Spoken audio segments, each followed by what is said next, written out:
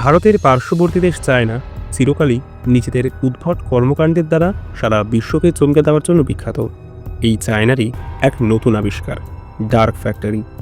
এক এমন কারখানা যেখানে কর্মচারীরা কেউ কারোর সাথে কথা বলে না, কোনো কর্মচারী বিশ্রাম নেয় না, এমনকি তারা খাবার পর্যন্ত খায় না। একটি অন্ধকার ঘরে তারা কেবল এক মনে কাজ করে যাচ্ছে। আসলে এই ফ্যাক্টরির কোনো কর্মচারী মানুষ নয়, তারা আসলে যন্ত্রমানব বা রোবট। আর্টিফিশিয়াল ইন্টেলিজেন্স যেন দিন দিন বদলে দিচ্ছে পুরো পৃথিবীর সভ্যতাকে।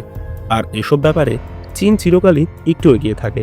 বিশ্বের প্রায় 42% ইন্ডাস্ট্রিয়াল রোবট চায়নার কাছেই রয়েছে, এবং চীন আর্টিফিশিয়াল ইন্টেলিজেন্সের দ্বারা এই টেকনোলজিকে আরও স্ট্রং বানিয়ে তাদের রোবটের সাহায্যে প্রতি 1 মিনিটে একটি করে স্মার্টফোন তৈরি করছে, যার পেছনে বিনিয়োগ করছে চীনের মোবাইল কোম্পানি শাওমি।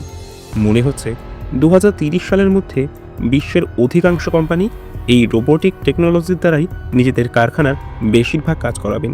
এতে করে প্রায় কয়েক কোটি মানুষ তাদের কাজ হারাবে। এ বিষয়ে আপনার কি মতামত আমাদের অবশ্যই কমেন্ট করে জানাবেন, এবং ভিডিওটি ভালো লাগলে চ্যানেলটিকে সাবস্ক্রাইব করবেন।